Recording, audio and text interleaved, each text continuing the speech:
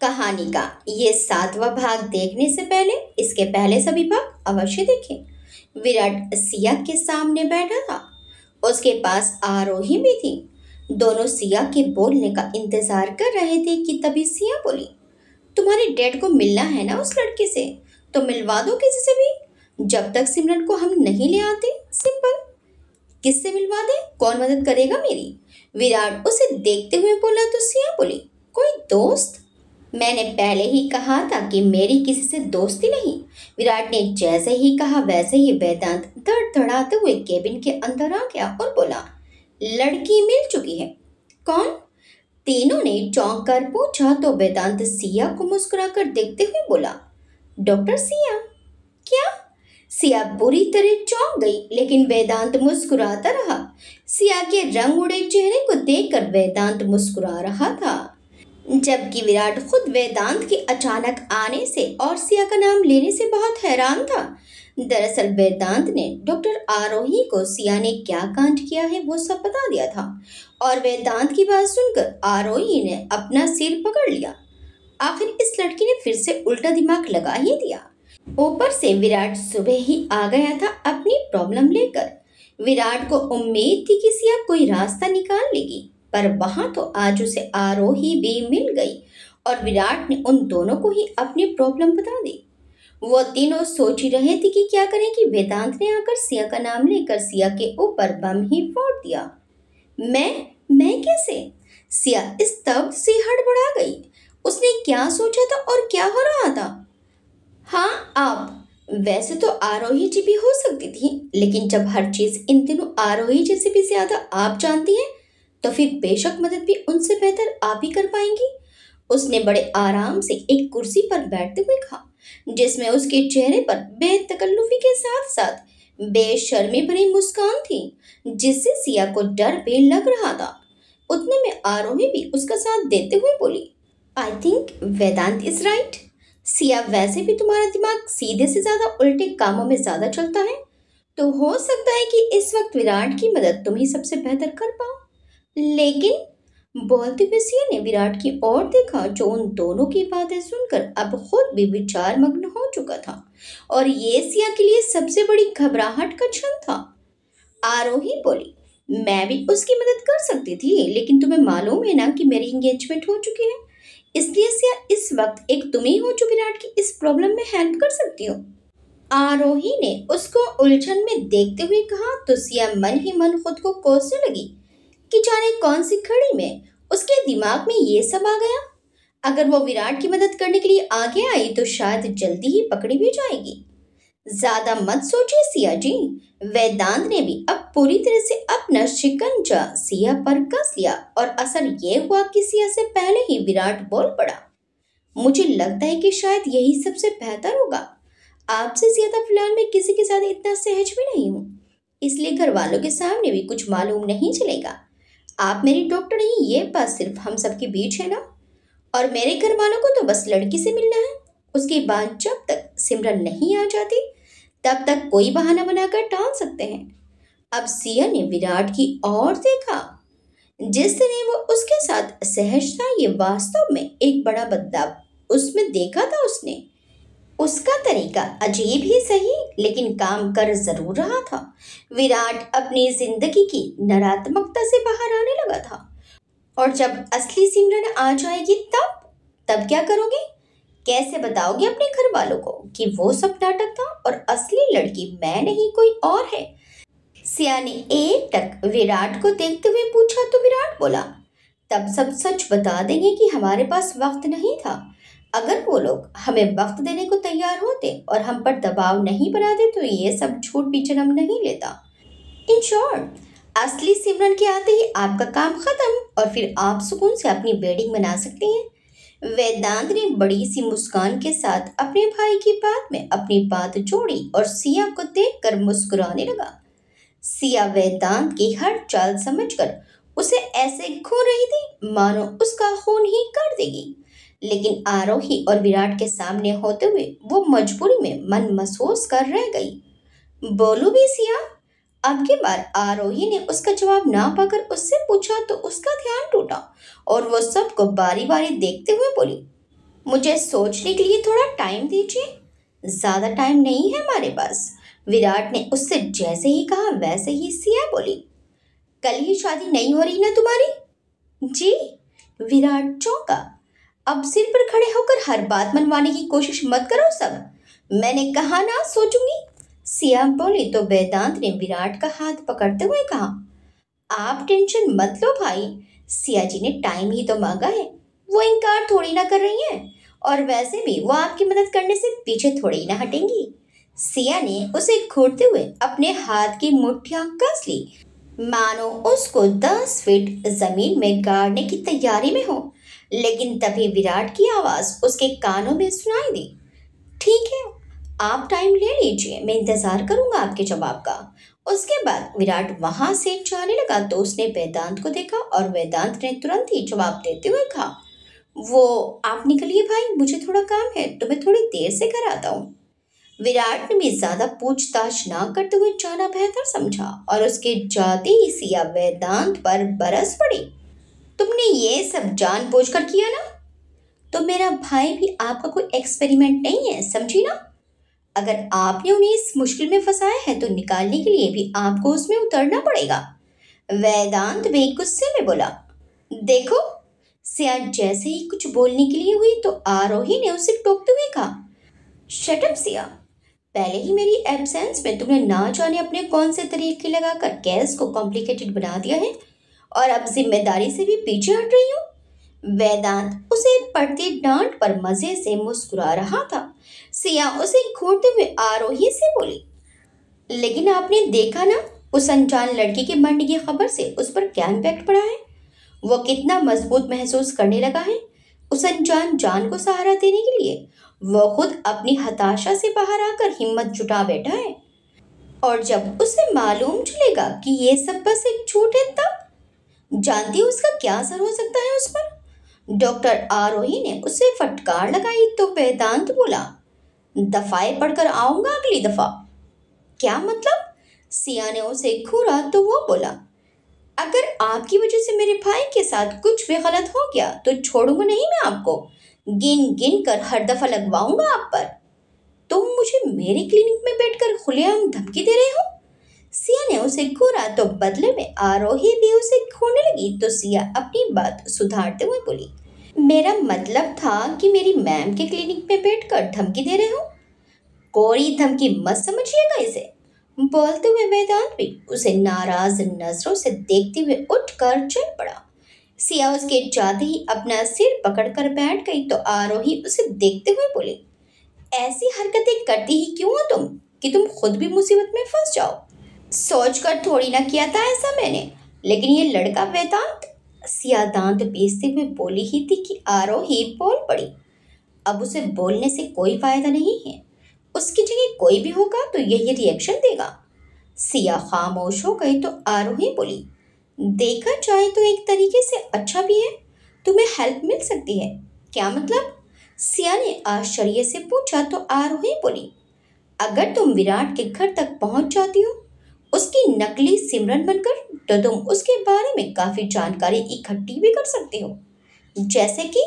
सिया ने आरोही से पूछा तो वो बोली, जैसे कि उसका बचपन या उससे जुड़ी कुछ बातें या फिर कोई ट्रॉमा जिससे वो गुजरा हो।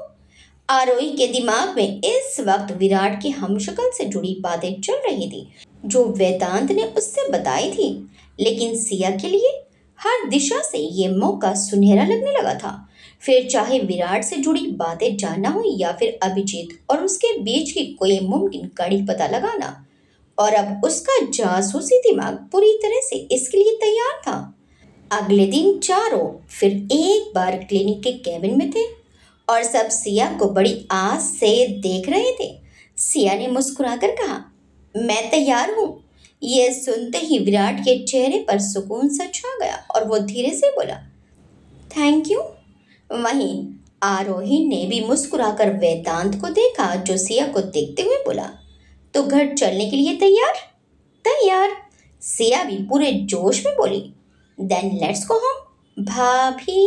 वेदांत ने जैसे ही भाभी पर जोर देते हुए कहा वैसे ही विराट और सिया की नजर एक दूसरे से उलझ कर रह गई। कुछ अजीब सा एहसास विराट ने महसूस किया। वहीं भाभी शब्द ने अजीब सी हलचल सिया के शरीर में मचा दी। दोनों ही कुछ पल के बाद असहज होते हुए इधर उधर देखने लगे और फिर विराट के पीछे पीछे सिया चल पड़ी। उन्हें जाता देखकर आरोही के चेहरे पर मुस्कान छा गई। वहीं वेदांत उनके पीछे जाते हुए मुड़ा और बोला, फिर आता हूं मैं आरोही जी। आरोही हैरानी से उसे देखती रह गई, जबकि वेदांत मुस्कुराकर वहां से निकल गया। अजीब लड़का है, कुछ भी कहता है, बोलते हुए आरोही वापस से अपने काम में लग गई। सिया को लेकर विराट जैसे ही अपने घर आया तो सिया हर तरफ देखते हुए बोली, ये घर है तुम्हारा? हाँ, क्यों? विराट एकदम से रुककर उसे देखने लगा। अरे, इस शानदार हवेली को तुम घर बोलते हो? ये तो आलीशान महल है, महल। काश ऐसा एक महल मेरे पास भी होता तो मेरी जिंदगी में तो कोई दुख ही नहीं रहता। सिया खुद में ही मगन थी, जिसे देखकर विराट ने बस नामे सिर हिलाया और आगे बढ़ गया। अरे रुको तो सही, बोलते हुए सिया भी उसके पीछे तेजी से भागी। वेदांत भी उनके साथ चलते हुए बोला, हो भी सकती है अगर आप ये नकली सिमरन से असली बन जाओ तो। सिया ने उसे घूर कर देखा। बदले में वेदांत मुस्कुराकर बोला, मैं तो बस एक आइडिया दे रहा था आपको। नो थैंक यू, सिया ने उसकी ओर घूरते हुए देखकर कहा। फिर विराट के साथ साथ चलने लगी, जबकि विराट दोनों पर भी ध्यान ना देकर सीधे चले जा रहा था, मानो उसके दिमाग में ये सिर्फ एक दिखावा है, सिमरन के घर आने का रास्ता भर बनाना। सिया जैसे ही विराट के साथ घर के दरवाजे पर पहुंची, उसकी सारी हिम्मत जवाब दे गई। घबराहट के मारे पसीने की कुछ बूंदें उसके माथे पर छलक उठी। क्या हुआ, रुक क्यों गई आप? विराट ने पूछा तो सिया होश में आई और अपने माथे से पसीना पोंछते हुए बोली, नहीं तो कुछ भी तो नहीं हुआ, कुछ नहीं, चलो ना चलो। विराट ने उसकी असहजता देखकर एक पल के लिए गौर से उसके चेहरे को देखा और फिर बोला, आप चिंता मत कीजिए, आप पर कोई बात नहीं आएगी। मैं कोशिश करूंगा कि पूरी मुलाकात अच्छे से हो जाए और आप पर कोई शक ना हो। सिया भी उसकी ओर देखने लगी। उसके चेहरे और व्यक्तित्व में बढ़ता आत्मविश्वास देखकर उसे विराट की इम्प्रूवमेंट का अंदाजा अच्छे से लग रहा था। साथ ही ये भी कि अगर विराट इसी तरह मानसिक रूप से मजबूत होता चला गया तो शायद सच पता चलने पर भी वो खुद को अच्छे से संभाल लेगा। सिया ने हामी में गर्दन हिलाई तो वेदांत उन दोनों को देखकर बोला, क्या बात है, ये राम मिलाई जोड़ी तो सुना था, लेकिन वेदांत मिलाई जोड़ी की बात ही अनोखी है। अभी से इतना प्यार, एक्टिंग शुरू होने में टाइम है मेरे प्यारे भैया और भाभी। सिया ने फिर उसे घूरा तो वेदांत बोला, चलिए अंदर, बहुत वक्त मिलेगा आपको हमें घूरने के लिए। पहले अपने भाभी सास ससुर से तो मिल लीजिए। नाटक में, सिया ने कहा तो वेदांत बोला, तो मैंने कब कहा असल में? तुम, सिया ने दांत पीसते हुए कहा तो विराट बोला, अब बस करो आप दोनों भी, अंदर चलते हैं और जल्दी से ये काम खत्म करते हैं। विराट के लिए फिलहाल ये काम ही था। वो तीनों जैसे ही अंदर चले तो सिया के कदम धीमे पड़ गए और नजरें चारों ओर घूमने लगी। पूरी आलीशान हवेली बेहद खूबसूरत सजी हुई थी। एक एक चीज जैसे अनोखी और अनूठी थी। ऐसे घर उसने या तो फिल्मों में या फिर टीवी सीरियल्स में देखे थे। सामने से आती एक अधेड़ उम्र की महिला को देखकर सिया थोड़ी असमंजस में पड़ गई। उसके पहनावे से वो घर की सदस्य तो नजर नहीं आ रही थी। वो महिला चलकर उनके पास आ गई और बोली, विराट पापा आप लोग आ गए। बोलते हुए उन्होंने एक नज़र सिया पर डाली। सिया भी उन्हें गौर से देख रही थी। सिया को देखकर उनके चेहरे पर खास खुशी के भाव नजर नहीं आ रहे थे। काकी, ये सिया है और सिया जी ये सरोज काकी है। हमारा बचपन से बहुत ख्याल रखा है इन्होंने। विराट ने उनका परिचय करवाया तो सिया ने मुस्कुराकर दोनों हाथ जोड़कर उनका अभिवादन किया, लेकिन उन्होंने बस औपचारिक तौर पर हाथ जोड़ते हुए कहा, मैं साहब और मैडम को बुलाती हूँ। उनके जाते ही सिया अजीब निगाहों से उन्हें देखने लगी। वेदांत उसे देखकर बोल उठा, पहले सदस्य से मिलकर ही आपकी बोलती बंद हो गई। बोलने के लिए पहले समझना भी पड़ता है और फिलहाल मैं सब कुछ समझने की ही कोशिश कर रही हूँ। सिया हर चीज टटोलते हुए बोली। वो तीनों हॉल में सोफे पर बैठे थे। एक के बाद एक नाश्ते से सजी प्लेट्स उनके सामने आई जा रही थी, लेकिन सिया विराट के विषय में जानने को बेचैन थी। तभी यशवंत जी और रमन जी का आगमन हुआ और उन्हें देखकर सिया अपनी जगह से उठ खड़ी हुई। बड़ी ही रोबदार शख्सियत थे विराट के पिता। वहीं माँ भी किसी बड़े राजघराने की रानी सी दिखाई दे रही थी। सिया को देखकर विराट ने उक्त दिशा में देखा और फिर अपने माता पिता को देख वो भी खड़ा हो गया और उनके आते ही बोला, डैड, ये सिया है। यशवंत जी ने सिया को गौर से देखा तो उसने अपने दोनों हाथ जोड़ते हुए उन्हें नमस्ते कहा। उन्होंने मुस्कुराकर नमस्ते कहते हुए उसे सामने बैठने के लिए हाथ दिखाया। विराट ने रमा जी का परिचय नहीं करवाया, जो सिया को कुछ अजीब लगा, लेकिन वो खामोशी से हर चीज नोट कर रही थी। रमा जी भी खामोशी से सब गौर से देखती रही, लेकिन कुछ बोली नहीं। कुछ देर के बाद यशवंत जी बातों का सिलसिला शुरू करते हुए बोले, तो क्या करती हैं बेटा? उनकी आवाज भारी और रौबदार थी, लेकिन फिर भी इस समय वाणी में कुछ सौम्यता खुली सी थी। जी, मैं एक मनोचिकित्सक हूँ। यह एक क्लिनिक में फिलहाल स्पेशलिस्ट को असिस्ट करती हूँ। सिया ने जैसे ही कहा वैसे ही रमा जी की आंखें आश्चर्य से फैल गई और वो मन ही मन बोली, मनोचिकित्सक? कहीं कहीं ये विराट की डॉक्टर ही तो नहीं जिसके पास उसका इलाज चल रहा था? लेकिन नहीं, उसका नाम तो कुछ और था, सिया नहीं। तो फिर ये कौन है? अरे वाह, आगे क्या प्लानिंग है आपकी करियर को लेकर? यशवंत जी ने पूछा तो सिया मुस्कुराकर बोली, जल्दी ही खुद का क्लिनिक खोलने का प्लान है अंकल। गुड, वो मुस्कुराकर बोले और पूछने लगे, घर परिवार में कौन कौन है आपके और कहाँ के रहने वाले हैं आप? यही जयपुर के हैं अंकल। घर में मेरे मम्मी पापा और रॉकी है। सिया बोली, रॉकी? ये तुम्हारे भाई का नाम है?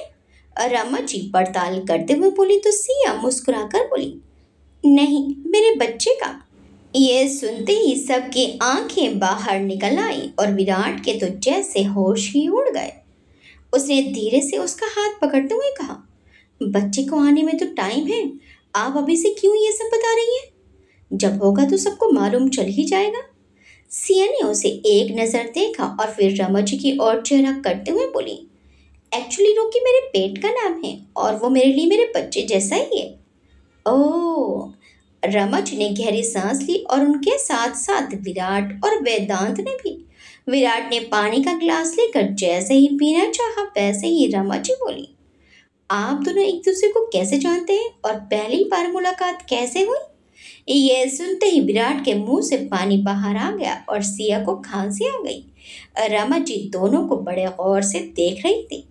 इस एक सवाल ने दोनों के लिए ही मुश्किल खड़ी कर दी थी। रमा जी के सवाल पर सिया और विराट दोनों ही एक दूसरे को देखने लगे। इस सवाल के बारे में तो उन्होंने सोचा ही नहीं था।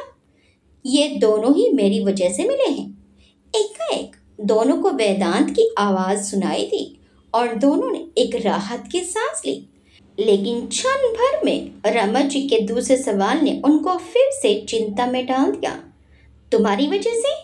कैसे? सिया और विराट वेदांत का मुंह देखने लगे। अब जाने क्या कहेगा वो। उन्हें उस पर विश्वास तो था, लेकिन ज्यादातर विश्वास इसी बात पर था कि कहीं वो बनी बनाई बात ना बिगाड़ दे। जवाब में वेदांत मुस्कुराकर बोला, सिया भाभी से। इतने में रमा जी और सिया दोनों ने उसे घुरा तो वो संभल कर बोला, सिया जी से मैं एक ज्योतिषी के यहाँ मिला था। उसके इस जवाब पर सिया दंग रह गई और मुंह खोले उसे हैरानी से देखने लगी। ज्योतिषी के यहाँ? किस ज्योतिष की बात कर रहे हो तुम? और तुम कब से ज्योतिष पर विश्वास करने लगे? तुम्हें तो ये सब ढोंग लगता था। रमा जी ने तीखी निगाहें वेदांत पर डालते हुए पूछा तो वेदांत फिर से मुस्कुराकर बोला, मैं तो ऐसे ही चला गया था टाइम पास के लिए, लेकिन वहीं पर मुझे सिया जी मिली। बहुत परेशान थी बेचारी। उम्र बीती जा रही थी और इन्हें वर नहीं मिल रहा था, बस इसीलिए अपनी हस्तरेखा दिखाने आई थी। अब तो सिया को ऐसा लग रहा था कि मानो उसके पास बंदूक होती तो अब तक 6 की 6 गोलियां वो वेदांत के भेजे में उतार चुकी होती। फिर रमा जी ने अब की बार सिया और वेदांत दोनों को बारी बारी देखते हुए पूछा तो सिया ने अपने चेहरे के भावों को थोड़ा संयमित किया और शर्माने लगी। फिर मुझसे इनका दुख देखा नहीं गया। कुछ दिनों के बाद मैं भाई के साथ मंदिर गया। अब तुम मंदिर भी जाने लगे? रमा जी ने फिर उसे घूरा तो वो बोला, भाई के लिए गया था, सोचा उन्हें भी अच्छा लगेगा। वहां पर फिर हमें एक बार सिया जी मिली। अच्छा? रमा जी ने पूछा तो सिया की आंखें बंद हो गई, मानो अब आंखें खोली तो वो वेदांत को आंखों से ही भस्म कर देगी। उनका 16 सोमवार का व्रत जो था, अच्छे पति के लिए। वेदांत, इस बार विराट ने भी उसे टोका। वो सिया के चेहरे को अच्छे से पढ़ पा रहा था। वेदांत बोला, अरे मॉम डैड से क्या छुपाना भाई। फिर क्या हुआ मॉम? भाभी का दुपट्टा लहराया, भाई के चेहरे से टकराया और फिर दोनों की आंखें चार हुई और दिल धड़क उठे। भाई भी अकेले ही थे तो मैंने सोचा कि बस अब दो तन्हा दिलों के मिलने का वक्त आ गया। वेदांत अपने धुन में फिर बोले जा रहा था कि इस बार यशवंत जी की भी नजरों ने उसे घूरा तो वो आगे अपनी धुन में बोला, फिर मैंने इन दोनों को एक दूसरे के बारे में बता दिया। इनकी बातें मुलाकातें शुरू हो गई और फिर जाने कैसे कब कहाँ इकरार हो गया, ये सोचते ही रह गए और प्यार हो गया। वेदांत ने एक ही सांस में सब कुछ बोल दिया और अब सब तरफ सन्नाटा फैल गया। सिया विराट को और विराट सिया को देखने लगा। रमा जी तीनों को देखते हुए बोली, शुक्र है आगे तुमने ये नहीं कहा कि उसी मंदिर में विराट ने अपना अंगूठा काट कर फोन से सिया की मांग भर दी। क्या? तीनों एक साथ आश्चर्य से बोले तो रमा जी बोली, इतनी ज्यादा फिल्मी कहानी है कि मुझे आगे का अंदेशा यही हुआ। शादी के लिए तो आपके आशीर्वाद की जरूरत है ना मॉम डैड, इसलिए दोनों आपके आशीर्वाद के लिए यहाँ आए हैं। वेदांत ने कहा, कुछ विराट को भी बोलने दोगे? यशवंत जी ने इस बार कहा तो वेदांत चुप्पी साधे बैठ गया। क्या ये सब सच है विराट? यशवंत जी ने पूछा तो विराट धीमी आवाज में बोला, जी। तो फिर तुमने हमें पहले क्यों नहीं बताया? जब हम तुम्हारे लिए लड़की देखने गए थे, उन्होंने फिर उससे सवाल किया। तब तक मैं अपनी फीलिंग्स को लेकर श्योर नहीं था। विराट ने आहिस्ता से मगर विश्वास से कहा, और अब हो? यशवंत जी ने पूछा तो वो बोला, जी पूरी तरह से। सिया ने उसे गौर से देखा। वो सच में आत्मविश्वास से कह रहा था। इससे सिया को एक पल के लिए डर भी लगा कि कहीं सच में विराट की भावनाओं को कल उसकी वजह से ठेस ना पहुंचे। लेकिन फिलहाल के लिए उसके पास और कोई तरीका भी नहीं था। और सिया आप? यशवंत जी के पूछने पर सिया होश में आई, जो अब तक विराट में खोई हुई थी। जी, सिया ने अटकते हुए पूछा, क्या आप भी विराट की तरह श्योर हैं इस रिश्ते के लिए? उन्होंने सिया पर नजर डालते हुए पूछा। जी अंकल, सिया ने मुस्कुराते हुए जवाब दे दिया, हालांकि उसका दिल जोर से धड़क रहा था। तो फिर ठीक है, हम एक बार आपके माता पिता से मिलना चाहते हैं। उन्होंने एक आदेशात्मक स्वर में कहा तो सिया के होश उड़ गए। क्या? लेकिन क्यों? सिया इतनी जोर से बोली कि सब लोग हैरान रह गए। लेकिन अगले ही पल सिया मुस्कुराकर बोली, मेरा मतलब है कि माता पिता से क्यों? इस बार उसका लहजा कोमल और शर्मीला रहा। ये रिश्ते की बातें बच्चों के बीच नहीं होती बेटा। हमें आपके माता पिता से भी तो मिलना पड़ेगा, जिससे हम आपके और विराट के रिश्ते की बात आगे बढ़ा सकें।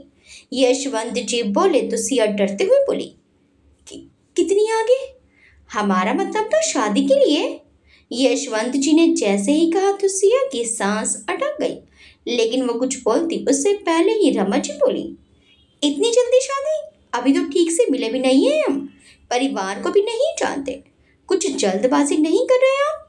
रमा, यशवंत जी की रोबदार आवाज के आगे उन्हें मन महसूस कर खामोश रहना पड़ा। तो सिया, यशवंत जी ने जैसे ही सिया की ओर रुख किया तो इस बार विराट बोल पड़ा, पापा अभी तो आप उससे मिले हैं, थोड़ा वक्त तो दीजिए, घर वालों से भी मुलाकात हो जाएगी।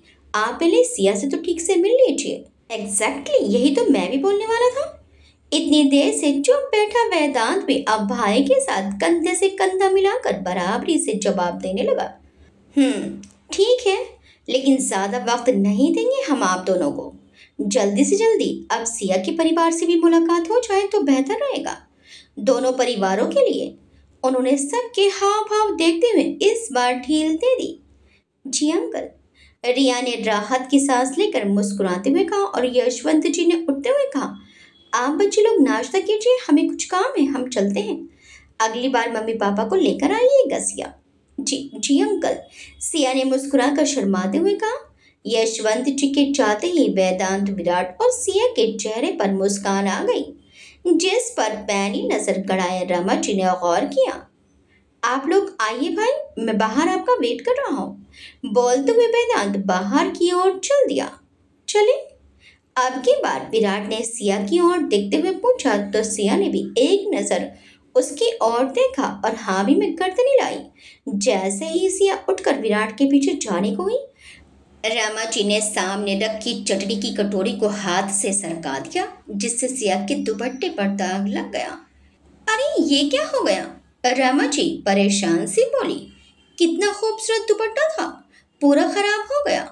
सिया भी परेशान से अपने दुपट्टे को देखकर बोली, कोई बात नहीं, वॉशरूम बता दीजिए। चलो। विराट ने जैसे ही कहा तो रमा जी तुरंत बोली, तुम कहाँ ले जा रहे हो उसे? वॉशरूम तक ही तो जाना है, मैं ले जाती हूँ, तुम रुको। विराट उन्हें खामोशी से देखता रहा, लेकिन उनकी बात काट नहीं सका। सिया बारी बारी से दोनों के चेहरे को देख रही थी, फिर रमा जी के पीछे चल पड़ी। जैसे ही सिया वॉशरूम से बाहर निकली, रमा जी उसके आगे तौलिया करते हुए बोली, क्या जानती हो विराट के बारे में? जी। सिया ने एक बार उन्हें हैरानी से देखते हुए पूछा तो वो मुस्कुराकर बोली, मनोचिकित्सक हो और मनोरोगी को देखकर पहचान भी नहीं पाई? जी, मुझे लगा तो था शुरू में, लेकिन फिर मैंने टाल दिया। लेकिन अब आप आगे रहकर कह रही हैं तो आइएगा किसी दिन मेरे क्लिनिक पर। आपकी कोई चार्ज नहीं लूंगी, होने वाली सासू माँ जो ठहरी। सिया ने इस बार न्यायालय पर दहला मार दिया और रमा जी गुस्से से उसे देखती रह गई तो सिया मुस्कुराकर बोली, जानती हूँ मैं कि आप विराट की असली माँ नहीं हैं, लेकिन मैं तो आपसे असली सासू माँ सा ही प्यार करूंगी। विराट के पैसे के पीछे पड़ी हो ना तुम? सच सच बताओ, वरना कोई भी उस पागल से शादी तक ना करे, प्यार तो दूर की बात है। रामा जी गुस्से में बोल पड़ी तो सिया उन्हें गौर से देखते हुए बोली, वो पागल नहीं है, बस सबसे बहुत प्यार करते हैं, इसलिए सबको खोने से डरते हैं। लेकिन अब मैं आ गई हूं ना, सबका प्यार दूंगी उन्हें और जल्दी ही सबकी कमी पूरी कर दूंगी। अच्छा, कैसे? रमा जी ने पूछा तो सिया बोली, देखा नहीं आपने कैसे आप सबके आगे सिर झुकाकर बात मानने वाला विराट आज मुझे हिम्मत करके इस घर तक ले आया। बस ऐसे ही जल्दी अपने हर अन्याय के लिए आपके सामने सिर उठाकर खड़ा हो जाएगा। कौन सा अन्याय? किसकी बात कर रही हो तुम? क्या जानती हो? रमा जी थोड़ी घबरा गई। सिया मुस्कुराई और उनके थोड़े करीब आकर उनके माथे का पसीना पोंछते हुए बोली, जानती तो कुछ भी नहीं, बस ऐसे ही एक गुगली डाली और आप तो खुद ही बॉल्ड हो गई। एक हंसी के साथ सिया पीछे हटी और बोली, एक बात तो यहाँ आकर साबित हो गई कि विराट की प्रॉब्लम का पूरा ना सही, लेकिन काफी कुछ कनेक्शन आपसे है। लेकिन मैं भी सिया हूँ, जल्दी ही सब कुछ जानकर ही रहूंगी, दोबारा इस घर में कदम भी नहीं रख पाओगी। रमा जी ने दांत पीसते हुए कहा तो सिया बोली, अब तो आपसे ही अपनी आरती करवाऊंगी सासू माँ। इस घर के चौखट पर तो मेरा स्वागत आप ही करेंगी, वादा है मेरा। रमा जी के कुछ कहने से पहले ही विराट वहां आ गया और बोला, क्या हुआ, इतनी देर क्यों लग रही है? ऐसे ही बस, सासू माँ से कुछ गपशप हो रही थी। बोलते हुए सिया रमा जी की ओर देखकर व्यंग से मुस्कुराई, जिस पर रमा जी कुड़ कर रह गई। ऐसी क्या बातें हो रही थी? विराट के चेहरे पर भी कुछ परेशानी के भाव आ गए। रिलैक्स, बोलते हुए सिया ने उसकी बाह में अपना हाथ फंसाया और बोली, अब चले, देर हो जाएगी। विराट ने सिया को आश्चर्य से देखा। उसके छूने से ही विराट के शरीर में बिजली का झटका सा लगा, लेकिन जैसे ही उसने अपना हाथ हटाना चाहा, वैसे ही सिया ने अपनी पकड़ कस ली और उसकी ओर देखते हुए दिलकश सी मुस्कान देने लगी। उसकी मुस्कान में कुछ पल के लिए विराट जैसे खोने लगा और ये देखकर रमा जी गुस्से में दोनों को देखने लगी। फिर मिलती हूँ सासू माँ। सिया के बोलने से विराट को भी होश आया और वो बोला, चलो जल्दी। और दोनों ही तेजी से बाहर निकल आए। उनके जाते ही पीछे से उन्हें सरोज काकी देखती रही और फिर बिना कुछ बोले वो वापस अंदर आ गई। उन दोनों के बाहर आते ही दोनों को हाथ में हाथ डाले देखते ही वेदांत की आंखें आश्चर्य से फैल गईं और उसने अपनी आंखों से कुकल हटाते हुए गाना गाया, ये क्या हुआ, कैसे हुआ, कब हुआ, क्यों हुआ, जब हुआ, जो हुआ, छोड़ो ये ना पूछो। तुम्हें तो मैं बताती हूँ, 16 सोमवार ज्योतिषी अच्छा वर। बोलते हुए सिया गुस्से से उसकी ओर बढ़ी तो वेदांत जो अब तक कार से टिक कर खड़ा था भागकर कार की दूसरी ओर आ गया और बोला, अरे तो पहले से जवाब तैयार करना चाहिए था ना। एक तो तुम्हें बचाया, ऊपर से मुझ पर ही बरस रही हो। ये बचाना था। उसके पीछे भागते हुए सिया बोली, लेकिन वेदांत भी बराबर कार के इधर उधर घूम घूम कर उसे थका रहा था मगर उसके हाथ नहीं आ रहा था। तुम हाथ आओ मेरे किसी दिन। हाफते हुए सिया रुकी और वेदांत पर नाराज होते हुए बोली, अरे हाथ क्या, नजर के सामने जिगर के पास ही रहने वाले हैं हम तो अब। आखिर अपने आना ही यही है। क्यों भाभी। वेदांत ने फिर उसे चुराया तो सिया फिर उसके पीछे दौड़ पड़ी। अच्छा ठीक है रुक जाओ। बोलते विराट दोनों के बीच आ गया और बोला, अब सिया जी को जाने देते हैं। जाने देते हैं। वेदांत ने उसे घूरा और बोला, जब लेकर आप आए तो छोड़ना भी आपका फर्ज है। विराट ने उसकी बात सुनकर सिया की ओर देखा तो सिया बोली, वैसे सच में थक तो बहुत गई हूं मैं भी। ठीक है आइए बैठिए। बोलते हुए विराट ने उसके लिए कार का गेट खोल दिया। सिया और वेदांत दोनों को हैरानी हुई लेकिन दोनों ने ही अपनी भावनाओं को नियंत्रित कर लिया और सिया चुपचाप कार में बैठ गई। तुम। विराट ने अब की बार वेदांत की ओर देखा तो वेदांत बोला, मुझे कबाब में हड्डी नहीं बनना है। वेदांत। विराट ने उसे टोका जबकि सिया तो बाहर निकलकर उसे मारने की तैयारी में थी। अरे मजाक कर रहा हूँ, मुझे कुछ काम है तो आप लोग जाइए, मैं जरा वो काम करके आता हूँ। वेदांत बोला तो विराट ने पूछा, कौन सा काम। अब आपको तो सब पता है भाई। बोलते हुए वेदांत ने बड़ी सी मुस्कान उसे दे दी और उसके सामने से सिया को हाथ दिखाते हुए निकल गया। विराट जैसे ही गाड़ी में बैठा तो सिया बोली, इस घर में एक तुम्हें छोड़कर सबको ट्रीटमेंट की जरूरत लगती है मुझे। विराट ने उसे एक नजर देखा तो सिया बोली, अब गाड़ी चलाओ भी बहुत लेट हो गया है। विराट ने भी फिर बिना कुछ बोले गाड़ी आगे बढ़ा दी। विराट और सिया सारे रास्ते खामोशी रहे।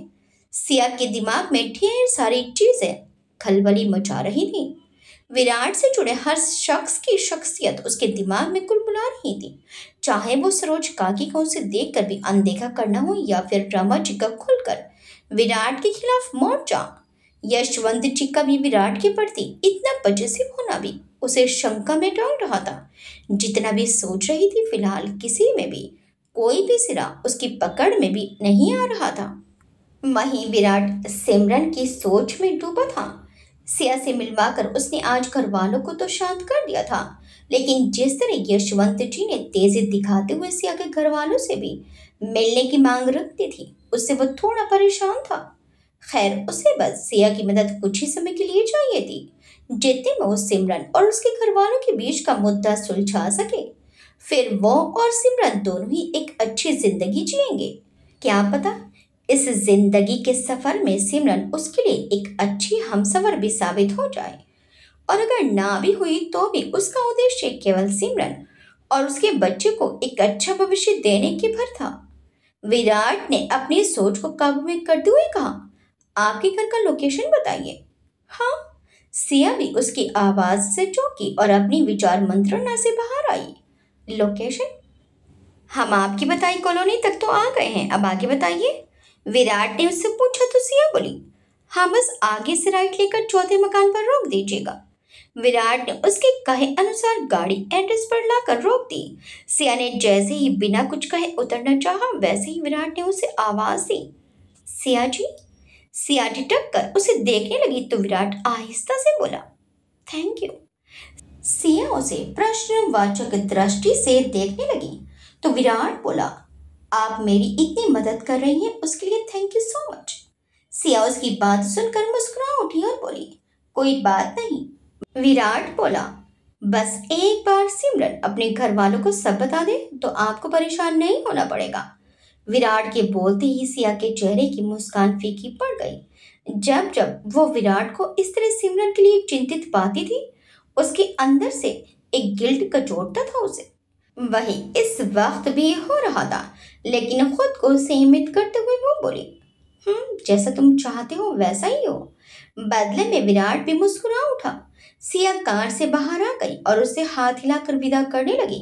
विराट ने भी मुस्कुराकर हल्के से अपना हाथ हिला दिया। इस दृश्य को घर की छत पर खड़ी सिया की मां देखकर हैरान थी। शुरू में तो उन्होंने बस सिया को किसी लड़के की गाड़ी से उतरते ही देखा था, लेकिन वो उसकी शक्ल नहीं देख पा रही थी।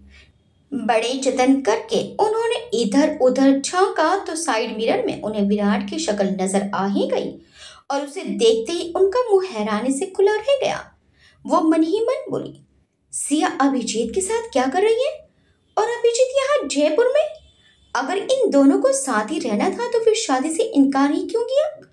अपनी सोच में डूबी वो घर के अंदर आ गई। सिया भी सोच में डूबी सी अंदर आई तो सरिता जी बोली, आज जल्दी आ गई? हाँ।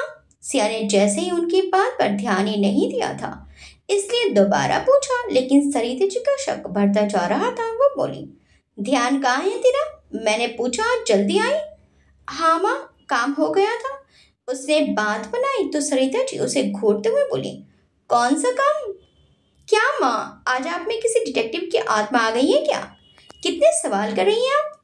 सिया बोली तो सरिता जी ने उसे डांटते हुए कहा, बस बात घुमाने में अव्वल है ये लड़की। जो पूछ रही हूँ उसका जवाब नहीं दे रही। और कहाँ हो सकती हूँ? क्लिनिक माँ।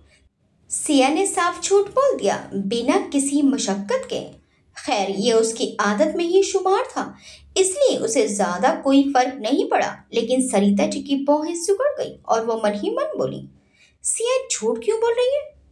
अब मैं कमरे में जाऊं माँ? सिया ने पूछा तो सरिता जी ने बिना कुछ कहे सिर हिला दिया और उसके जाते ही बोली, कुछ समय रुकती हूँ, क्या मालूम खुद ये दोनों जल्दी ही हमें बता दें। कभी कभी बच्चे एक दूसरे को समझने में वक्त भी लेते हैं, इसलिए मालती दीदी से अभी बात नहीं करते। इधर मुंबई में अभिजीत अपने कमरे में बैठा कई सारी न्यूज़पेपर्स, कटिंग्स और इंटरनेट पर लगातार सर्च करती न्यूज़ के साथ उलझा बैठा था। उसके पास उसकी एक कॉपी थी जिसमें वो ढेर सारी कटिंग्स को बारी बारी लगाता जा रहा था और साथ ही न्यूज़ में चल रही कुछ बातों को भी पॉइंट के फॉर्म में हाईलाइट करता जा रहा था। एक तरफ उसकी एक छोटी सी डायरी थी जिसमें उसने छोटी छोटी बातों को हाईलाइट करके लिखा हुआ था। ये उन बर्तावों के अंश थे जो उसने शनाया में गौर से देखे और जाने थे। उसका दिमाग अभी इन सब में उलझा हुआ ही था कि सलोनी उसके कमरे में बेधड़क अंदर आते हुए बोली, कितनी बार बुलाना पड़ेगा अभिजीत? खाना तो खा लो। तुझे कितनी बार बोलना पड़ेगा कि काम कर रहा हूं मैं? अभिजीत ने बीच में ही उसे टपक दिया, जिससे सलोनी एक पल के लिए सहम कर वहीं ठिठक गई। लेकिन अभिजीत अभी भी अपने काम में उलझा बिना उसे देखे बोला, खा लूंगा जब खाना होगा। अभी उससे भी ज्यादा कुछ जरूरी है मेरे लिए। तू भी खा ले और माँ को भी बोल दे और अब यहाँ मत आना। सलोनी को उसका ऊंची आवाज में इस तरह डांटना एक बार फिर खल गया, लेकिन अभिजीत के चेहरे पर कोई शिकन नहीं थी, बल्कि वो तो अब भी अपनी निगाहें उन कागज के टुकड़ों से हटाने को तैयार ही नहीं था। सलोनी ने अभिजीत के चेहरे पर अजीब सी बेचैनी देखी और वो अभी हाल में उससे बड़ी डांट फूट कर कुछ कदम उसके पास चलकर आई। उसने बिना अभिजीत से कुछ पूछे उन कागज के टुकड़ों और लैपटॉप स्क्रीन पर दिखाई देती खबरों को गौर से देखा तो उसे शनाया की तस्वीर नजर आई और उसने अपने दिमाग पर जोर डालते हुए पूछा, ये तो वही मॉडल है ना जिसका वो एक्टर क्या नाम है मंजीत आहूजा के साथ संबंध था? अभिजीत ने कुछ नहीं कहा तो सलोनी बोली, फिर इसकी अचानक से रातों रात लापता होने की खबर आई थी। क्या पता जिंदा भी है अब तक या। वो जिंदा है। अब की बार उसने अभिजीत की आवाज सुनी तो वो चौंक गई। जिंदा है तो फिर गायब कहाँ हो गई थी। बस उसी के बारे में ही तो जानना है कि क्या हुआ था उसके साथ और उसके साथ किस बड़ी हस्ती का नाम जुड़ा है जो अब तक सबसे छुपा हुआ है। अभिजीत ने अपना पेन नीचे रखते हुए कहा, ओह तो मतलब तुम इतने दिनों से इस खबर के पीछे लगे हुए थे। सलोनी ने पूछा। हम्म, अगर ये कवरेज मेरे हाथ लग गई तो देखना रातों रात चैनल की टीआरपी और वैल्यू कहाँ से कहाँ चली जाएगी। तो क्या ये तुझे मिल गई है।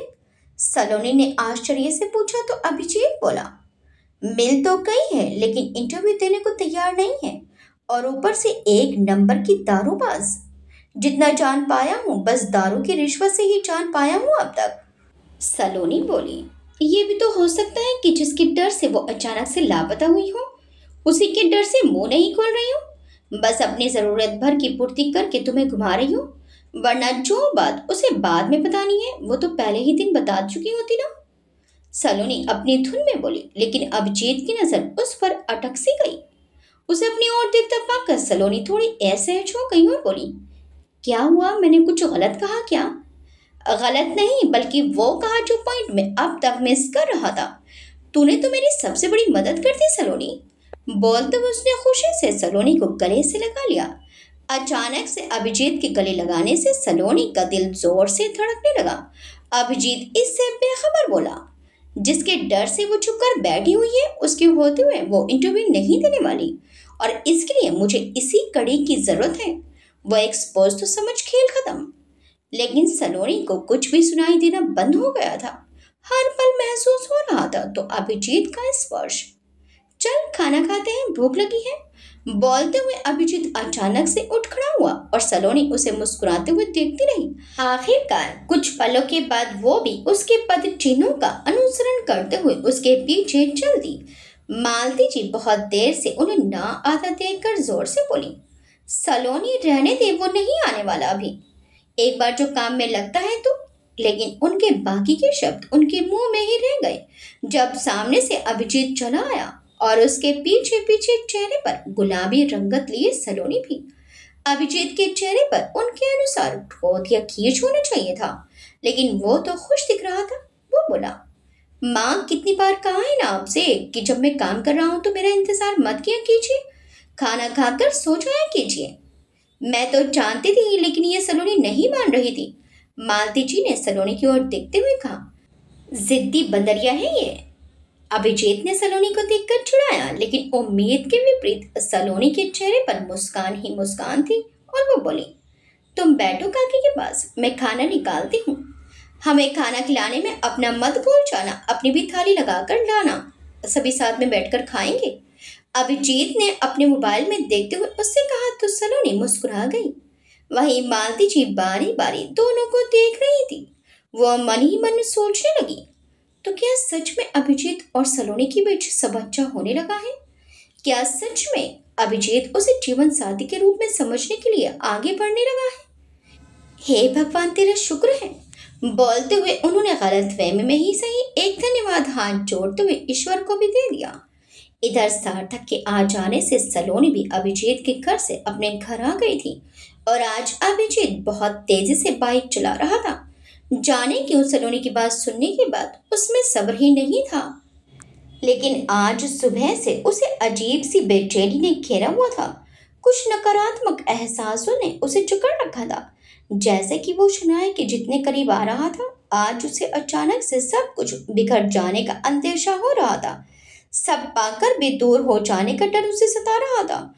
उसकी मेहनत और तरकीबों का नतीजा आने से पहले ही सब कुछ खराब हो जाने का डर उस पर हावी था। अभिजीत की बाइक सीधे ही शनाया के फ्लैट की उस जर्जर बिल्डिंग के आगे रुकी और वहां उसे हितेश नीचे खड़ा मिला। हितेश उसे देखते ही बोला, तू भी बवाल आदमी है, जब टेंशन लेनी रहती है तब बिंदास घूमता है और जब सब सही होता है तो बेवजह खुद भी खाना नहीं खाता और दूसरों का भी निवाला छीनता रहता है। इतनी सुबह बुला लिया, लोग जागे भी नहीं होंगे। अरे मुझे नाश्ता तक नहीं करने दिए तूने आज तो। सुबह से वो बाहर निकली क्या? अभिजीत ने उसकी हर बात को सीधे से अनसुना करते हुए अपना सवाल ताक दिया। अभी तक तो नहीं। हितेश ने उसे गंभीर देखते हुए जवाब दे दिया। वो वाला कैमरा रेडी है? अभिजीत ने पूछा तो उसने हामी में सिर हिला दिया। उसे इस बारे में मालूम नहीं चलना चाहिए। अभिजीत ने उसे निर्देशित किया। तो फिक्र मत कर, उसे लगेगा ही नहीं कि उसकी रिकॉर्डिंग हो रही है। इस छोटे से कैमरे को वो नोटिस भी नहीं कर पाएगी। और बाकी तुम ही तो है उसे उलझाने के लिए। हितेश ने कहा तो अभिजीत ने सीधे बिल्डिंग की ओर रुख करते हुए कहा, कैमरा पोजीशन बिल्कुल ठीक रहनी चाहिए। हाँ वो तो। हितेश की बात सुने बिना ही अभिजीत आगे बढ़ गया। ये लड़का, बोलते हुए हितेश भी उसके पीछे भागा। अभिजीत शनाया के फ्लैट की घंटी बजाए जा रहा था, लेकिन अंदर से आज कोई रिस्पॉन्स नहीं मिल रहा था। इतनी देर तो कभी नहीं लगाती है। अभिजीत ने बेचैनी से कहा और हितेश से कहा, दरवाजा तोड़ देते हैं। पागल है क्या? किराए का मकान है, उसका अपना नहीं। मकान मालिक हमसे वसूल कर लेगा। हितेश ने अब की बार सीधे इनकार किया। हितेश, बस बिना कुछ कहे बात मान। मुझे कुछ ठीक नहीं लग रहा। अभिजीत ने कुछ सोचते हुए कहा और उसका इतना गंभीर चेहरा देखकर हितेश की भी कुछ बोलने की हिम्मत नहीं हुई और उसने हामी में गर्दन हिलाई। दोनों ने मिलकर कुछ प्रयास किया और बिल्डिंग में अन्य लोगों की सहायता से दरवाजा तोड़ दिया। दरवाजा टूटते ही अभिजीत तेजी से अंदर भागा और अंदर आते ही उसके और हितेश के होश उड़ गए। पंखे से लटकते शनाया को देखकर अभिजीत जोर से बोला, नो शिट। वहीं हितेश और अन्य लोगों के पैर भी जम से गए। अभिजीत ने देखा कि शनाया की बॉडी अब भी हिल रही थी और हल्के झटके खा रही थी। शायद उसे फांसी लगाए ज्यादा वक्त नहीं बीता था। ये जिंदा है। अभिजीत चिल्लाया और बेड पर चढ़कर शनाया के पैरों को पकड़कर बोला, प्लीज हेल्प। हितेश और अन्य लोगों ने भी शनाया को उतारने में उसकी मदद की। अभिजीत ने उसकी कलाई पकड़ी। नब्ज बहुत धीमी गति से चल रही थी, लेकिन शनाया पूरी तरह से अचेत थी। अभिजीत उसे लेकर भागा तो हितेश ने बाकी लोगों से कहा, प्लीज कोई अभी पुलिस को इन्फॉर्म मत कीजिएगा। हम लोग रिपोर्टर हैं और इनकी जान को खतरा हो सकता है, प्लीज। ये सुनकर लोगों ने भी हामी भर दी थी।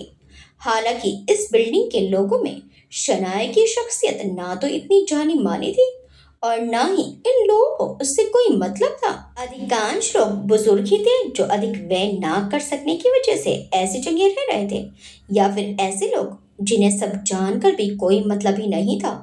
अभिजीत और हितेश जैसे तैसे करके उसे अस्पताल ले आए। किसी जाने माने अस्पताल में जाना उन सब के लिए मुश्किल में डाल सकता था, इसलिए वो छोटे अस्पताल में गए जहाँ के डॉक्टर अनुभवी थे।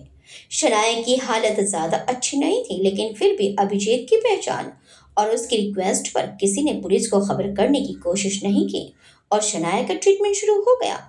वो बेहोश थी, लेकिन सांसें चल रही थी, जिससे एक उम्मीद तो थी कि उसकी जान बच जाएगी।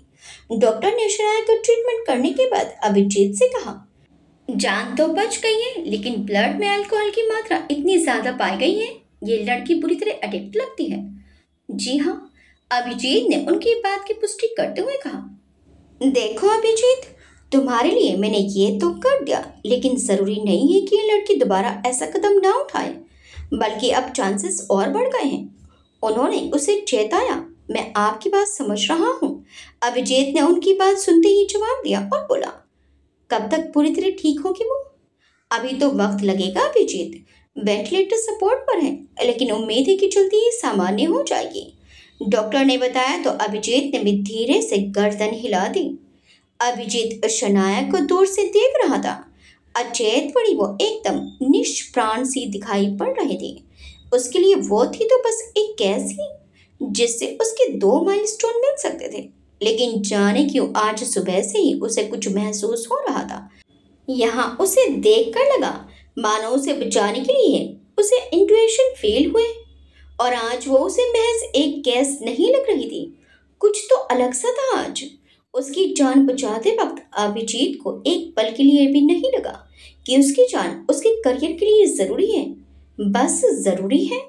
हितेश को देखते हुए अभिजीत ने पूछा, कोई खबर तो आउट नहीं हुई? नहीं, फिलहाल तो नहीं। और पुलिस केस के लिए भी मैंने उसके बिल्डिंग वालों को समझा दिया था।